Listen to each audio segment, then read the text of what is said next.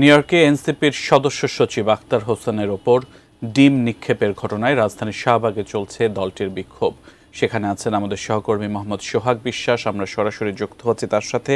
সোহাগ, বিক্ষোভ করছে এনসিপি শাহবাগে, কারা আছেন সে বিক্ষোভে বিস্তারিত আমাদের জানাবেন।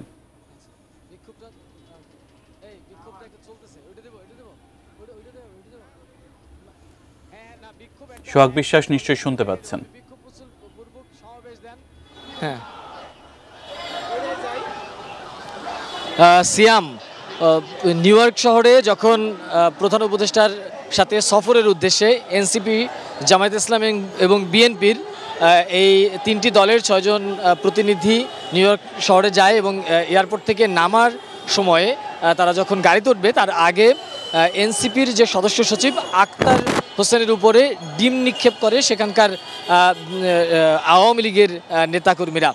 এর প্রতিবাদে এনসিপির এই শাহবাগ যে মোড়, অর্থাৎ কেন্দ্রীয় যে জাদুঘর রয়েছে, সেই জাদুঘরের সামনে এনসিপির নেতাকর্মীরা বিক্ষোভপূর্বক একটি সমাবেশ করছে।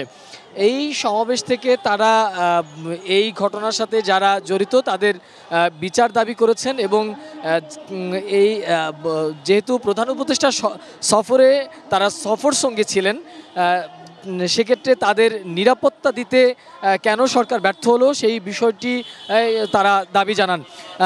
একই সাথে আমি আপনাকে একটু দেখাবার চেষ্টা করব যে একটি বিক্ষোভ মিছিল কিন্তু এরই মধ্যে এখানে শুরু হয়েছে শাহবাগ মোড়ে। সেই বিক্ষোভ মিছিলটিও দর্শক আপনাদেরকে দেখাবার চেষ্টা করছি যে এই বিক্ষোভ মিছিল থেকে তারা আওয়ামী লীগকে নিষিদ্ধর দাবি জানিয়েছে, একই সাথে 14 দলের নিষিদ্ধের দাবি জানিয়েছে।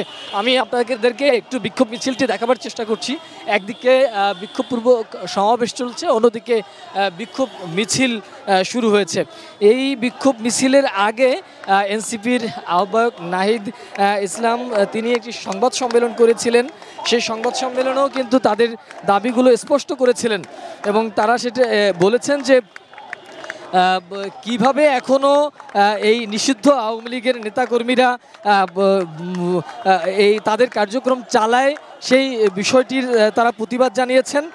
একই সাথে এখানে আজকে বৈষম্য বিরোধী ছাত্র আন্দোলনের পক্ষ থেকেও একটি প্রতিবাদ জানানো হবে।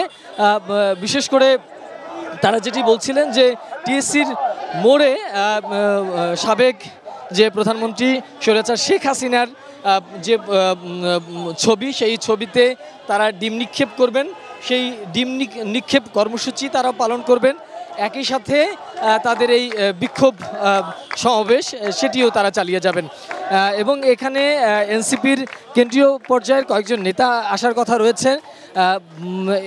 এই ঘটনায় তারা এমনভাবে আসলে বিক্ষোভ মিছিলটি করছেন যাদের তারা মনে করছে যে এটি ফ্যাসিস্ট পতিত সরকারের একটি ষড়যন্ত্র এবং এর সাথে সরকারের বা সচিবালয়ে যে ঘাপটি মেরে থাকা আওয়ামী দোসররা রয়েছে তারা এর সাথে জড়িত আছে, তেমনটাই আসলে তারা দাবি করছেন। এবং নাহিদ ইসলাম সংবাদ সম্মেলনে বলেছেন যে পররাষ্ট্র দপ্তরে যে ফ্যাসিস্টের দোসররা রয়েছে তাদেরকে সেই জায়গাগুলো থেকে সরাতে হবে এবং পররাষ্ট্র উপদেষ্টার এবং তারা পদত্যাগ চেয়েছেন। একই সাথে কনসুলার ভবনে যারা রয়েছে, যারা নিরাপত্তা দিতে ব্যর্থ হয়েছে